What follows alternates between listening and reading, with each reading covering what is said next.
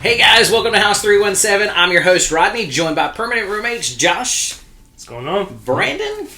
What's up, guys? We're all here again. It feels really good. It feels really nice. good. A week off. A week off. Great. We did. You had a fun week. I did have a fun week. New York's a great place. We cannot talk about that. This is child friendly. So, anyways, we did take a week off, so we got 2 episodes to talk about today for Loki, episode 4 and 5. So, right. Obviously, we're not going to talk about theories for episode 4 because we're past that, guys. I mean, final episode is next Past week. / affirmed / yeah. Yes. So let's just jump right into episode 4 for Loki. So that first, they're still dying, right, on Lamentus. Yes. And so they're still going through that little piece at the beginning. So he doesn't have the Tim. He didn't have the Tim pad. Dang that's not there. That was actually there was gone. no Infinity Stones. Dang it. That we know. But also, like, if he doesn't, what a cool little trick he can do. Yeah. That we didn't know about. Yeah. Also, called it on the flirtation there. Yeah. Yeah. We'll give credit where credit is due. That's he did right. Call it. I mean, of all the times he's mentioned Mephisto, at least he got something. Something. Yeah, blah, Something. blah, blah, blah. Applaud, everyone! Applaud sarcastically. No, that sounds too sincere. Slow clap. There we go. Nice and condescending. It was a great episode. I love the lead up and seeing Mobius kind of come to this realization of like, crap. Yeah. Because like this whole time, like you always knew he had a different angle. He actually rode jet skis. And he maybe we don't know. We don't know. Come on, but we don't. Give him that. I can't yet. It's not there yet. But no, it was just like, God, like what a moment that was. Like, dude, all right, hey, I'm in. I believe you. And then all of a sudden, just I'm busted. Crap. Mm-hmm. But like his little speech right there, I was like, oh. It was good to see Loki's reaction to that. Loki. Yeah. Like he was hit hard. It's been nice to see Loki turn not soft, but coming full circle in this character development that we obviously never got in the movies as much as we have in this miniseries. But we knew he was capable of it, yeah, right? So the right. future Loki that Thanos killed, he had those elements in it. It's just this one did not because he hadn't had those experiences. But he does come full circle. Yeah. He does have those experiences. So He has a friend now. Yeah. How nice. It was nice seeing Lisa, that whole time loop punishment. Oh, yes. Room. That was absolutely comical. What? Seriously? You! Sif! You conniving, craven, pathetic worm! You did this! What? I hope you know you deserve to be alone, and you always will be. All right. A bad memory prison? How quaint. At least it wasn't the Hulk smash scene from Oh, God. Avengers 1 that No, would have that- technically happened like a few hours. Yeah, a day or two. That to me, that would have been hilarious. Like Marvel, come on, man, that was a missed opportunity. That was a missed opportunity. But I Ruffalo do cost too much. Yeah, probably. but I do understand why they went that route because again, it's always building on this. Lokis are always alone. Yeah. Theory. And theme that's always there, but you see that development of like, well, not always because now he has his friend. Yeah. Mobius and Sylvie. So I I had his think friend back for 30 seconds before he was pruned. right. So Didn't see that coming. Yeah, that hurt. Yeah, that one sucked. Yeah. And that's why I was waiting for one of y'all to say like this episode is where we had 2 people get pruned. Right. We had our main character get Obviously, pruned, we didn't see and two Mobius main Right. characters. like what the frick, and it was a mess. It was a mess. Yeah. Which I will say, the whole time, like we get to that scene, and now we got the timekeepers, the freaking robots, which makes the whole Spoiler alert. robot thing at the very first episode even more comical. Mm-hmm. But so that's going to be interesting because obviously it does reveal that there's someone in the higher position. Yeah. That's controlling the whole thing. You know, episode 4 again to me it was a good episode simply because we get to see a little bit more of the Loki and Sylvie relationship building up, but we also get to see kind of Ravonna's real kind of motive, and not real motive, but her true persona and how aggressive she can be. And I guess the big thing is how much of the timekeepers did she know about, like them being actual like androids.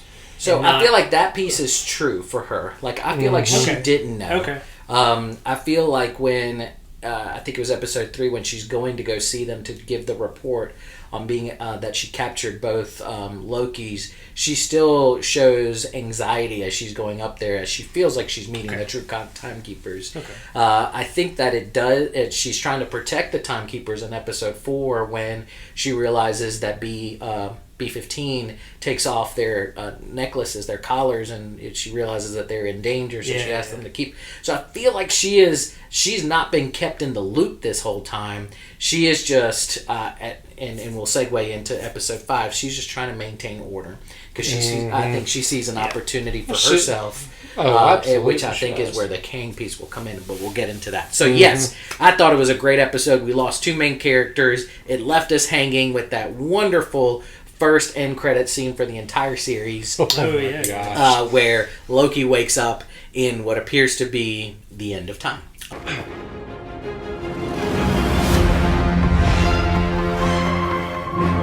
Episode 5, guys. This episode is loaded. And definitely next week is the last episode. Definitely the best episode. I would of agree. the series. Like, I like the music. Score was phenomenal. Like I don't think I noticed the music on the first couple of episodes. This episode, the music was more intense. Like the I don't know what it was. A lot deeper. Yeah, so, a lot deeper. This episode made me view this series as a movie.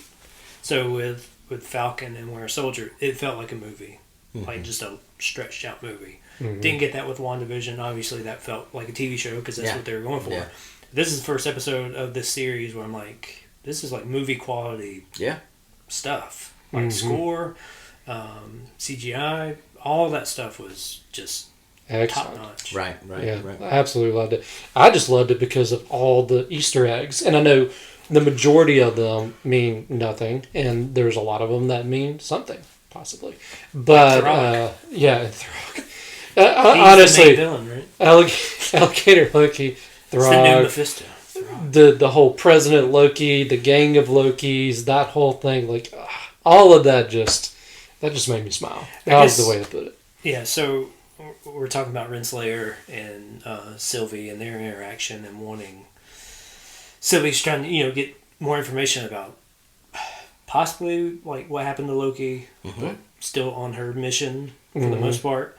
It was just a weird thing where Renslayer is like, you have to trust me. Don't you trust me? Hop inside my mouth if you want to live. And it definitely felt weird because she had the opportunity where she was with the timekeepers just to ask the questions there. Why are we moving locations? Yeah. Why are we involving Miss Minutes? What's going on there? Like that felt weird. Certainly, the acting piece, you could tell that Renslayer was operating a different angle. That she was stalling. That she was trying to get something going so that she could position herself at a better place. But yeah, it just felt really funny. Like she could have done something. They had a pin pad. She could have taken her to an alternative location and That's what I was wondering. Like, why you have the pad when she's hiding from the Minuteman and Renslayer? Like, go somewhere else.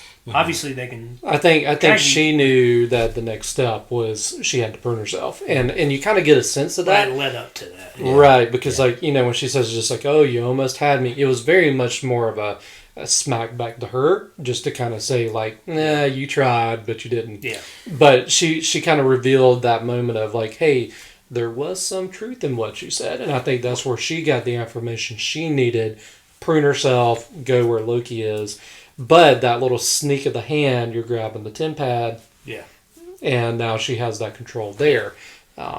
So that was a very interesting scene. And honestly, the scene the little clock. What's the clock called? Miss Minutes. Miss Minutes. Yeah, something up with that thing. That's where I was going. What do we feel is going on there? She's up to something. Yeah, That feels like it's gonna be another. It was Agatha all along kind of situation.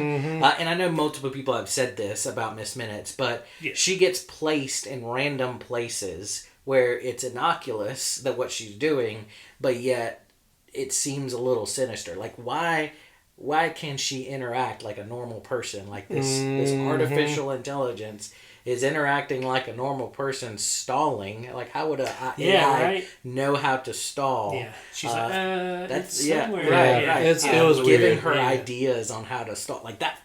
There's something there. I can't put my finger on it, but we'll see. I don't know. That's the piece that seemed more interesting to me. So right at the TVA. Yeah. So now that we've gotten initial reactions on episode 5, what are our favorites? Because there's so much funny in here that I just. I mean, I guess one of my favorite scenes is when all of the Lokis are in this bowling alley. I'm assuming that's what it was. Yeah. It was an old and President alley. Loki, and His gang each of one Lokis. is starting to backstab the The other. other. Boastful Loki starts it off, and then it's just back and forth, and then we get the alligator.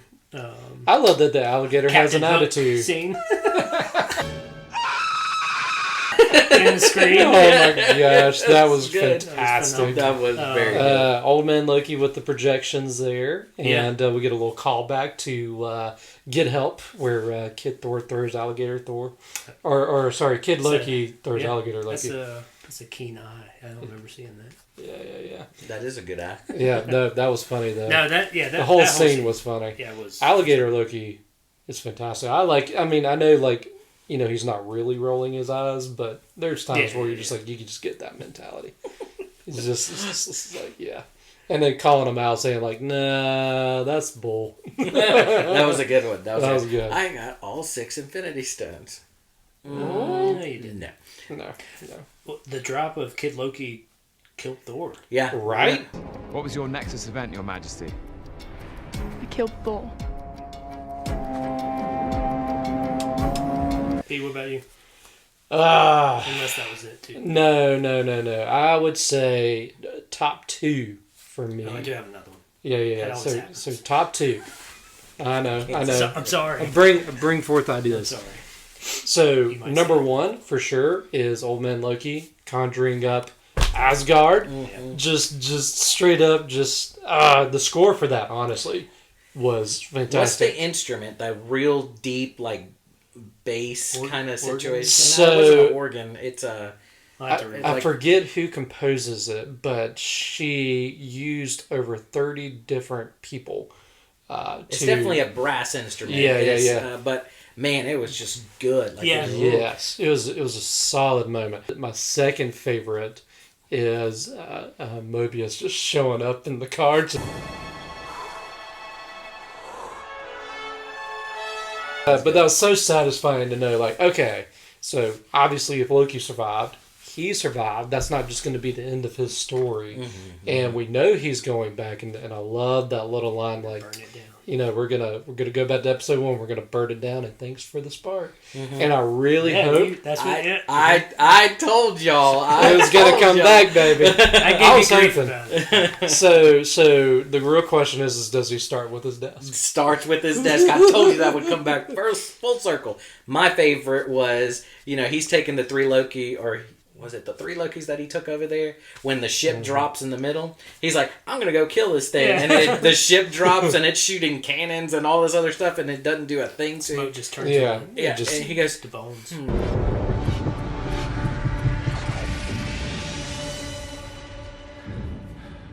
Okay. Maybe we think a bit more about this, huh? When I was thinking about favorite scenes, I started, I loved the comedy of the series, and that's what stuck out. So I've only watched it one time. But when you brought up, Classic Loki conjuring Asgard, that, now that I'm thinking about it and, replaying that in my head, that is my favorite scene of this series. of any of the series we've had so far. And I think I've said that before, but like it's just gotten better over all these episodes of WandaVision and Loki and Falcon. That's my favorite. We get Richard Grant, who played Classic Loki. You know, he had his little dialogue when they were at the campfire or whatever. And Mobius talking about, you know, you're able to change your ways, and you can kind of see a little bit of self-reflection in that. But you also hear about his story in the bowling alley of, you know, I projected myself at the part you died and just hid. Which is nothing but fan service right there, thinking about how we all thought, like, maybe, but he wasn't. The fact that he stayed alone, and there's no telling how many times he probably projected Asgard and projected Thor, because that's what he wanted to see. And speaking of Easter eggs, when he's doing it, there's a lightning strike in the back, and I think that was a nice little Thor little Easter egg in there. But like you mentioned with the score, that scene was... Like, I sat up at that scene like, this is amazing. Yeah, it was definitely... It goes beyond just the visuals, right? You're talking about... This is Loki, right? We're talking about Loki. It looks different, feels different, he has different powers, but it's Loki. And so that mischief piece of it is still there. That whole villainry piece of him is still there, but he's coming back full circle, sacrificing himself. The redemptive piece is there. And I want to bring up that too, and this kind of goes into like our Loki as well. It's always talked about as glorious purpose. Each Loki has said it, at least at some point in these episodes. His glorious purpose, and it's already happened to the Loki that died, is self-sacrifice. That's the glorious purpose. Yeah. We got that with Classic Loki. He knew he wasn't going to make it. Like, he came back as a sacrifice. That was his... Throughout his entire life, that was his glorious purpose, was the sacrifice. And we got that with Loki in Infinity War. He probably knew that, like, going up against Thanos, who had Infinity Stones with him, like, he was probably going to die. Yep. And he sacrificed himself so Thor would be saved. Well, I mean, you think about his line before he does that, is just like, you know, may the sun rise on us again. Yeah. So I think that's that. I agree 100% with that. Just phenomenal. And he lived. So in the piece that felt the best to me is that this is the Loki that lived that I'm always going to be alone piece that everyone always talks to him about, right? Because he didn't just live like 5-10 years alone, right? Right, he lived he was an old man, so he lived a long time by his own, on his own, and he kind of self-fulfilled that prophecy of him always being alone. And as soon as he stepped a toe out in the other direction, that's when he got caught. Yeah. And so, you know, I think this was his, again, we've been talking about this with all the series. This was his redemptive moment, and it is Loki's moment, although it's a different Loki than what we're used to. It's Loki as a whole, the person, the persona. It's their moment, and you're right. It's been every Loki that's been doing glorious purpose. Glorious purpose. Even the one like Boastful Loki, I think, even said it, that, you know, they never got to that point of realization and self. Yeah. No, definitely good. So, final thought here before we go into some theories. Loved this little end scene where they enchant the creature, you know. Don't forget the hug. Yeah. Just give him a bro hug, man. Maybe a bro hug. That's what got me there, is like them having the little bro hug.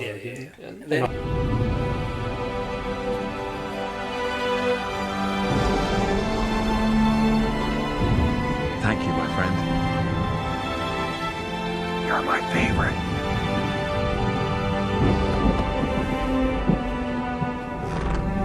Talking about that self-sacrifice, like, you know, Sylvie, when they were having their chat, just like sitting down and, you know, Loki being smooth with the blanket.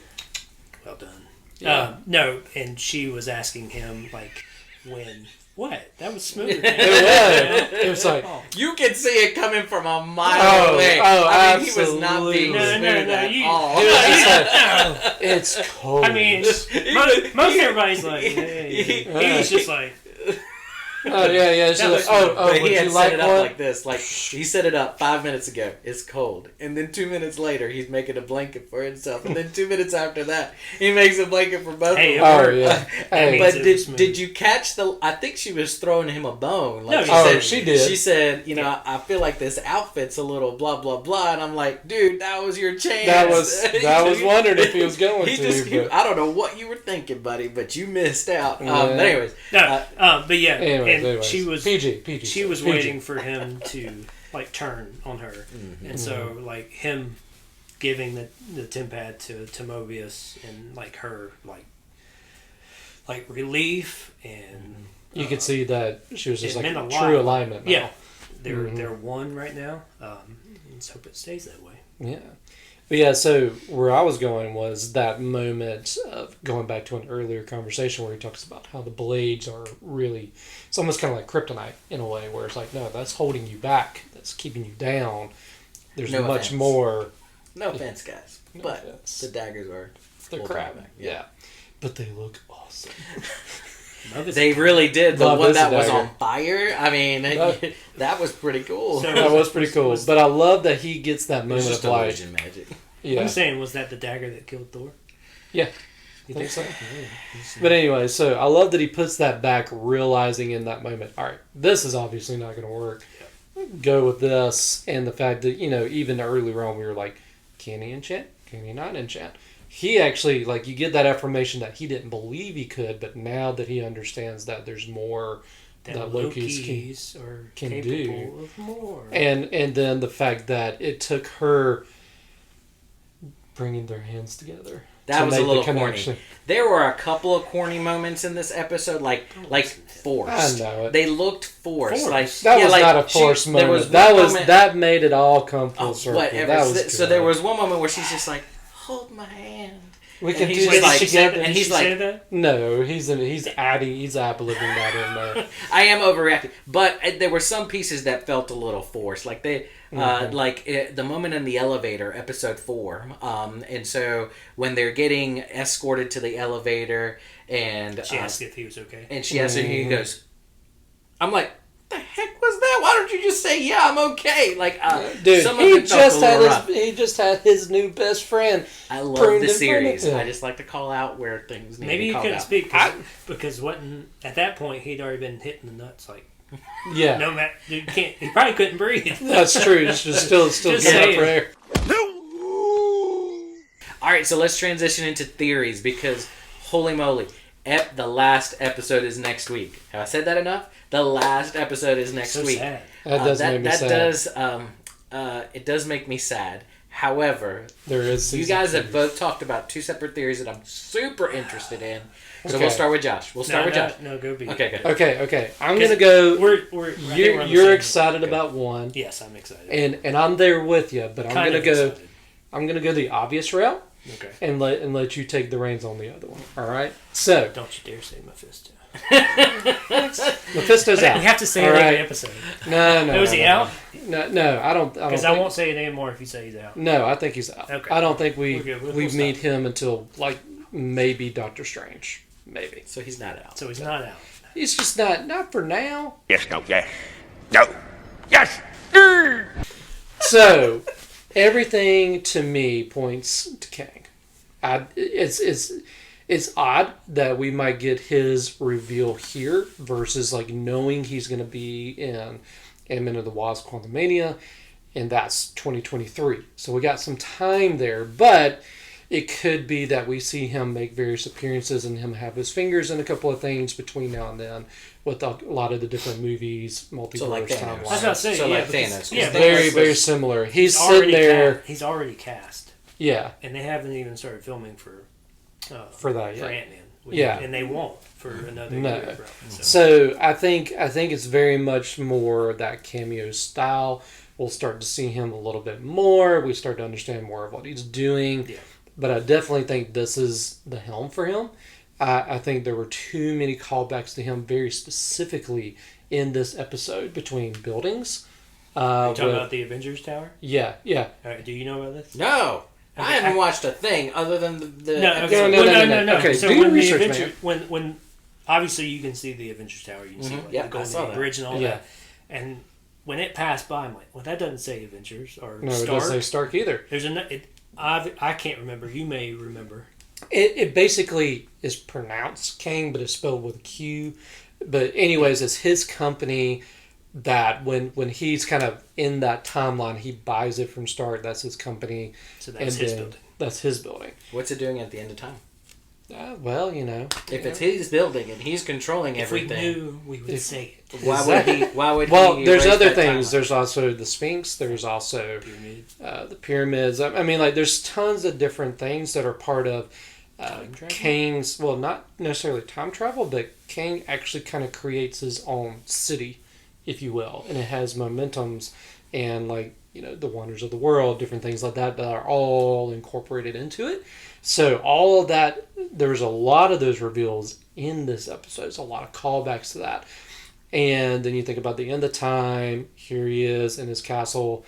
Now, you could also make an argument in the world of Secret Wars that this could be Doctor Doom.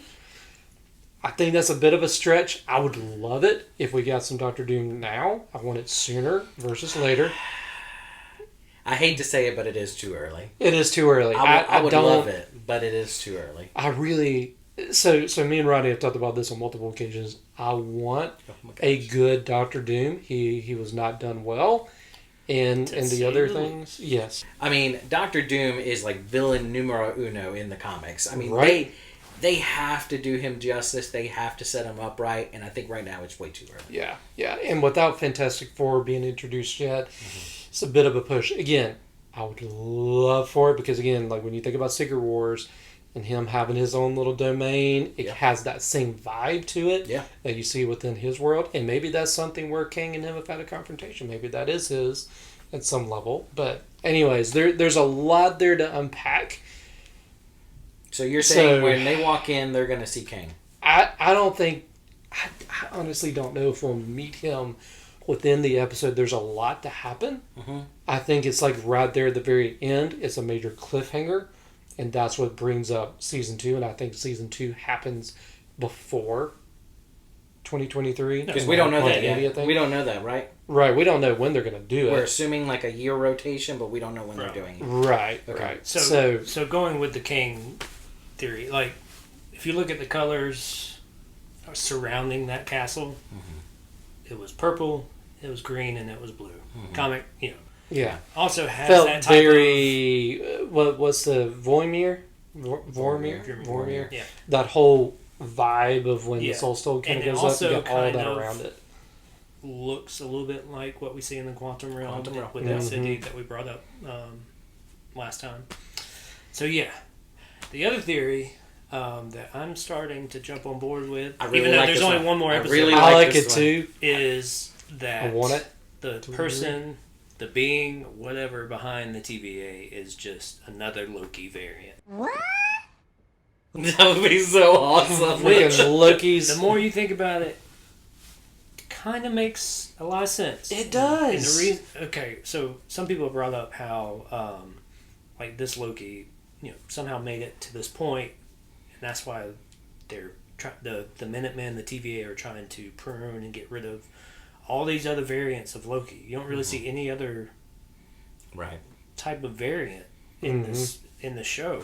I mean, you see a few, but I'm hoping for Kang as a post-credit scene because that's how I think he comes in. But the reason I'm starting to think that it is Loki is if we go back and look at WandaVision, and I'm not saying that they're connected. It was Loki all along. That'd be crazy. One thing that, and this kind of reminds me of WandaVision and how the MCU community as a whole kind of took that series, like to bigger and bigger heights. Like we're hyping it up to be Mephisto, right? Nightmare, or whatever. Doctor Strange, although he was supposed to be in it, right? It ended up turning into just a character study of Wanda. Right. That's all. It was a simple story. Oh, Agatha. Yeah. Well. Yeah.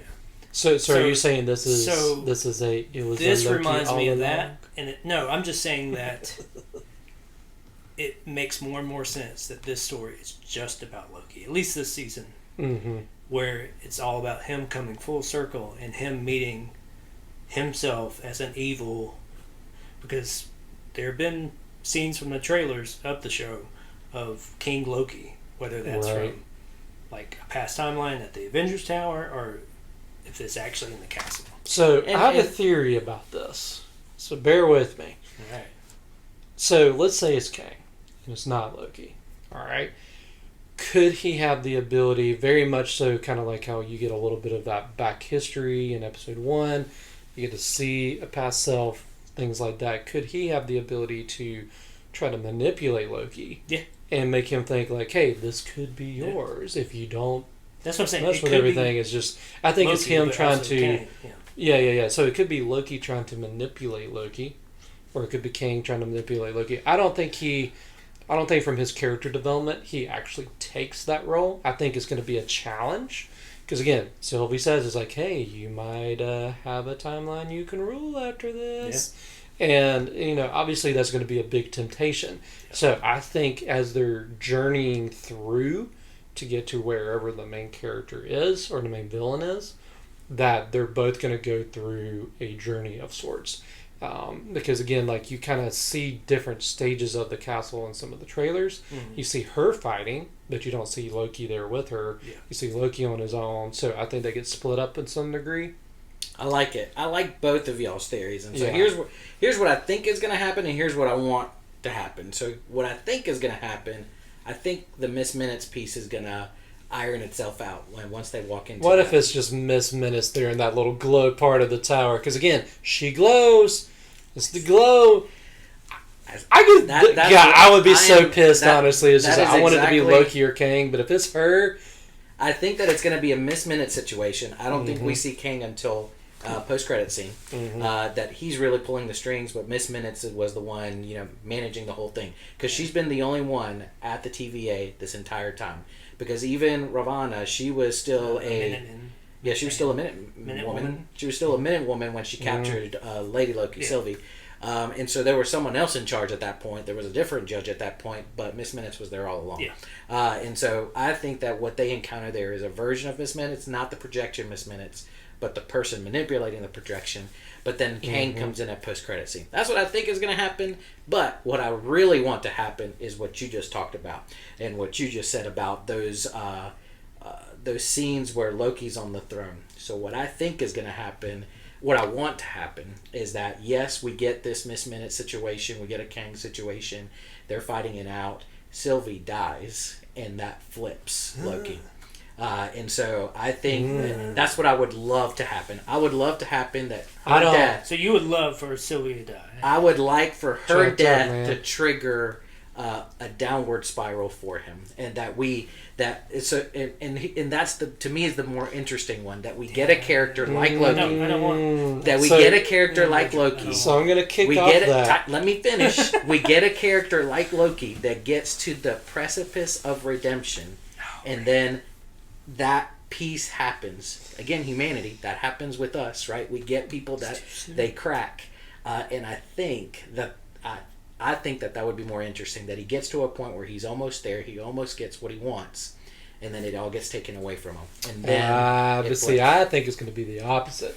I think you and I had a discussion where they're setting up Sylvie to kind of be the new Loki. We know that's going to happen, because they're setting up young Avengers, they're setting up new actors, that we can't have, Chris Hemsworth play Thor to the end of time. We get that they're setting up new actors. You need to keep going. And so I'm going to pause you. I just said that's what I want to happen. I know. So you said it was all about how the glorious purpose is always self-sacrifice. I think, coming off of your comment there, Loki has a self-sacrifice moment so that Sylvie can keep going. So season 2 is going to be Sylvie. Yep. Okay. That's where, if we're going to go that route, that's where I see that happening. Ultimately, I don't think either one dies. I think they both continue to live. There's a cliffhanger of sorts that just really sets up everything else coming out with Kang. But that's like I said, I don't think that what I want to happen is going to happen. I just wanted to express what I wanted to happen. That's fair. What I think is going to happen is definitely Miss Minutes. It's going to be her, and they're going to have to deal with that, and then Kang at the end. Go ahead. I was just going to say, before we wrap it up, a couple Easter eggs that we did not hit on is obviously seeing the comic-accurate Thanos-copter. Yes. That was hilarious. Just amazing. That was hilarious. There is one little Easter egg that's hard to see. I don't know if it's a statue or if it was in the cloud of this big smoke monster from Lost. I was wondering if you were going to bring living this up. tribunal.